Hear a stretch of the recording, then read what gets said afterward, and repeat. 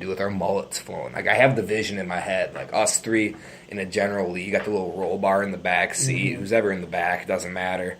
But, you know, just pulling burners, just blaring like Simple Man by Leonard Skinner to like Give Me 3 Steps and just killing it. People are thinking those guys are fucking cool. Well, let's give me 3 steps into this next Kessler ad.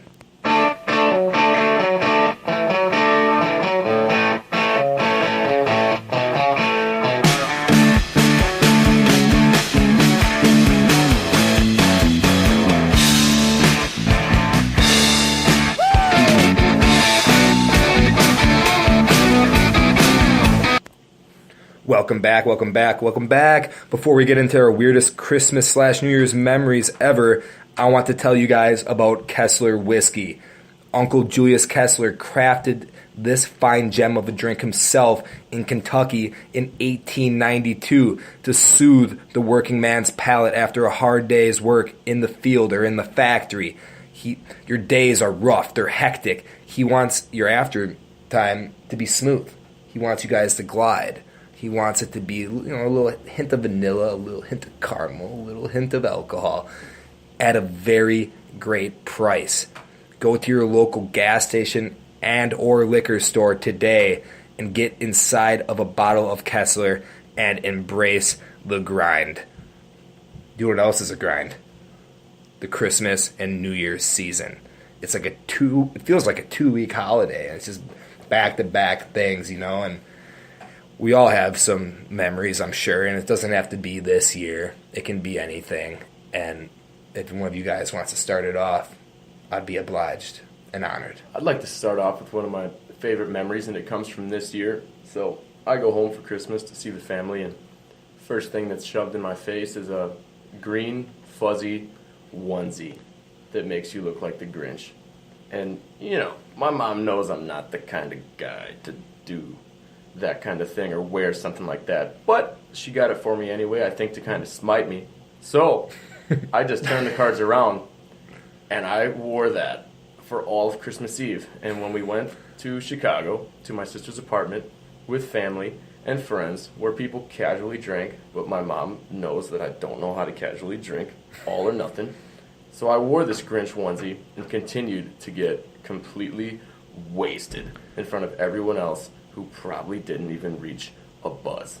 And I played Chris Stapleton and Leonard Skinner, and I sang my balls off in that onesie. I was sweating, dripping, having a good old time, and I know I made a fool of myself, and that is why it was my favorite highlight of Christmas this season, just being the Grinch, bringing the country Christmas rage to Chicago. You're the Grinch that brought the Christmas. Hunter? I don't have, what do you say, like, awesome, unreal Christmas memories. Past 4 years, I've been going to, like, 4 Christmases on the weekend, so it kind of sucks. Like, you can't do, like, one simple thing. Yeah. So, and now I'm a single man, I can do whatever the fuck I want. But, so, like, this was the first time I actually spent time with my family for 4 days, which was nice. And when I lived at home, all we did was chores and open presents. It was gay. So we're not even going to talk about that. We're going to talk about 2 years ago on the New Year. And I'll tell you right now, people, do not go to downtown Milwaukee on New Year's Eve. It is a absolute shit show. Like, we went to Brothers, and I got fucking wasted. Because when I go to a place like that, I'm not a people person. I don't associate with a lot of these types of people, you know, like a lot of these college kids from UWM, what have you. They just don't fit my palate. And I was absolutely wasted. It took 20-some minutes to get drinks. And it just, don't go. It's absolutely terrible. I drove back wasted. It's just not a good vision. Don't do it.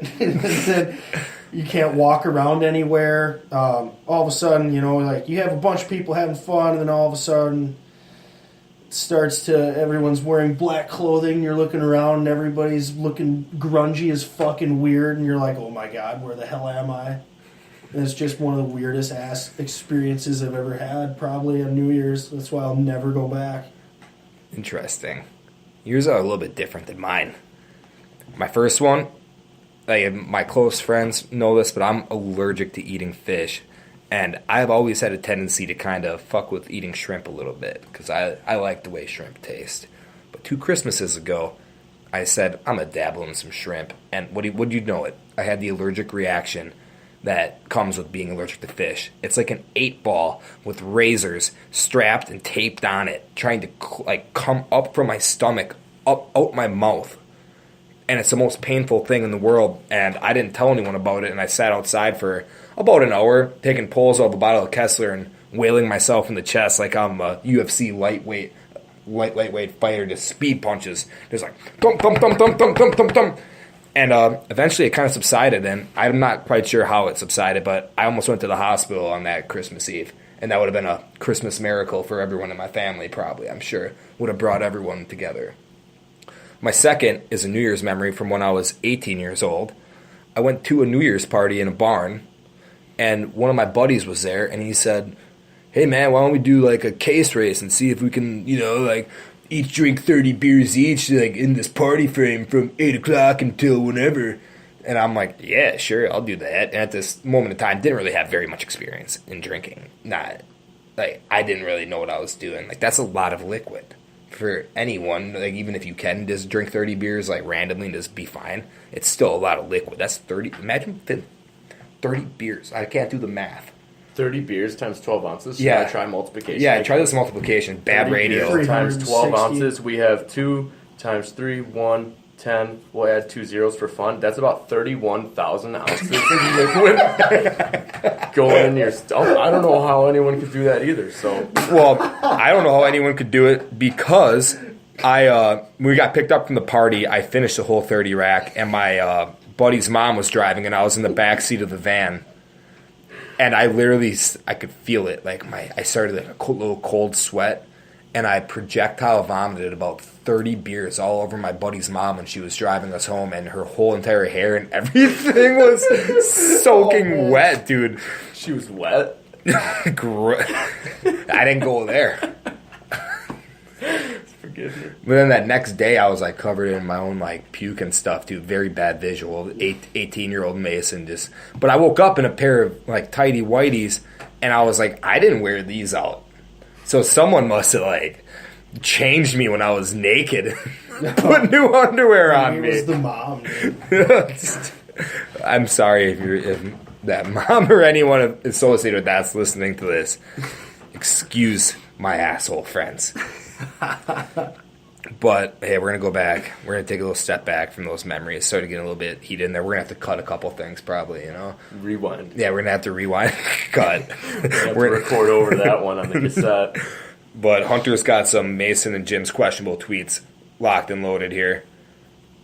Okay, Let's hear them. We got one that says that you and Allie watch The Midnight Meat Train starring Bradley Cooper. I repeat, do not watch The Midnight Meat Train. We are so brave for dealing with that nightmare fuel. You had a tweet, years past about watching that, and you said never watch it, but you watched it again. So I'm curious as to why you decided to watch it again. Okay, well, me and my girlfriend Allie were sitting on the couch, and she doesn't have cable. She's just got Netflix. So we're like, I was looking in the comedy movies. I wanted to watch something funny, something nice. And she's like, I want to watch a horror movie. And I'm like, oh, okay, you want to watch a horror movie? Okay, so I went in the horror categories. And what do you know? My old nemesis, The Midnight Meat Train, is staring at me in the face again. And I did not want to watch it. But then Allie insisted on us watching The Midnight Meat Train. And I said, are you ready for this? It's very disgusting. And long story short, it's about a butcher that skins human carcasses like cattle and hangs them up from meat hooks by their feet and splits their insides open, and it's very gross. It's the most disgusting movie of all time, and Bradley Cooper's a photographer in it. That's the other part, but they're basically feeding the bodies that he murders to the demons of the underworld to balance out the murder on top of New York City. So don't watch The Midnight Meat Train. That verdict stands, but I had a good time watching it with Allie. I plan on not ever watching it. So here's another tweet from Mason. It says, to make matters worse, an Arabian man kept calling me buddy aggressively at the gas station, and I didn't react. I hate being this brave. Can you read the tweet before that? Oh, yeah. I have a truck with leather seats, and it's very cold outside. Pray for me. He kind of just well, you know, the world has some crazy problems going on right now, and I, for one, do not want to sit in the leather seats that are freezing cold, and I didn't want it, and to make matters worse, I went into the gas station, and there was an Arabian man that works there, and he was dropping the most obnoxious buddies. Like, I walked up, and I'm like, oh, can I have a tin of Grizzly Wintergreen? And he said, what kind, buddy?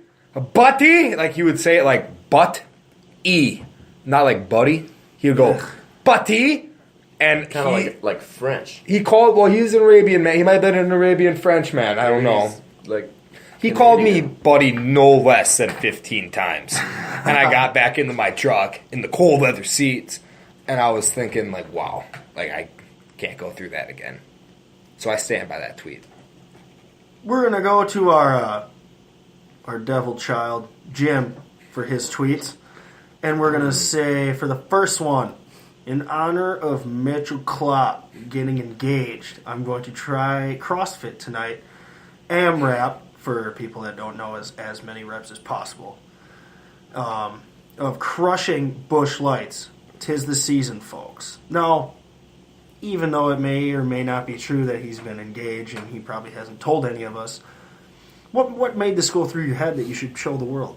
Well, first of all, Mitch Klopp doesn't have too many followers in the Twitter sphere, so what better to get a friend's name out there than a shout-out? But, you know, I kind of think shout-outs are rather lame, so we needed some kind of theme or plot behind this. And, you know, once before I said he's becoming a dad in a shout-out, and now this time I couldn't repeat that same one, so I thought, well, let's say he's getting engaged. So I gave him a quick shout-out, and then I thought of Mitch, and he's a CrossFitter, so I thought about maybe I should try CrossFit tonight. But, you know, I'd already worked out, so I wasn't going to do that again. I don't have that many calories to give up in a day. So I figured let's down some more, and let's do a quick AMRAP of crushing Busch Lights and get fucking wasted in his CrossFit honor. So that's kind of how that one came together. Just a dude trying to get wasted and show his buddy a little love. A lot of 12-ounce curls. Mm-hmm. We got one more for Jim. You know, I thought it was pretty funny. I just want to know what your mindset was from this. It says, high key as fuck want to get sloppy Cindy with my tribe and go roller skating. Like the old school skates, no doubt. Saucing and swerving on the youngins, carving in the fast lane. Yeah, that was a wild tweet. You know, that was a tweet in the morning, right after I'd woken up. And it was weird as I laid there in my castle, my twin bed in my room. I just had this weird picture of rollerblades in my mind. I thought it'd be fun to go rollerblading, and I'm a decent rollerblader, but I've never been on the rollerblades that are like the old school ones where it's like 4 wheels but 2x2. They're not just 4 wheels in a straight line.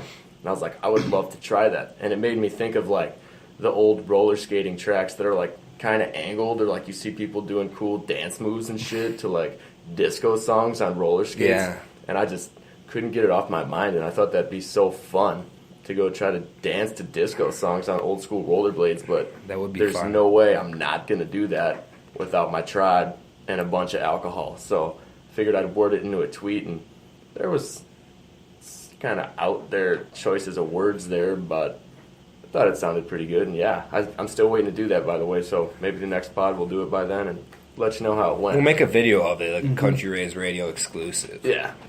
But it'll be a good time. How about we skate off into these New Year's Eve send-offs? And first things first, we all want to thank you guys for listening to us for 2017. We haven't had as many shows as we want. We've taken a couple hiatuses. But, you know, life's rough. We put them out when we can, and we hope that they're worth your guys' time. So we're going to give you guys a little round of applause here for listening to us in 2017. Thank you.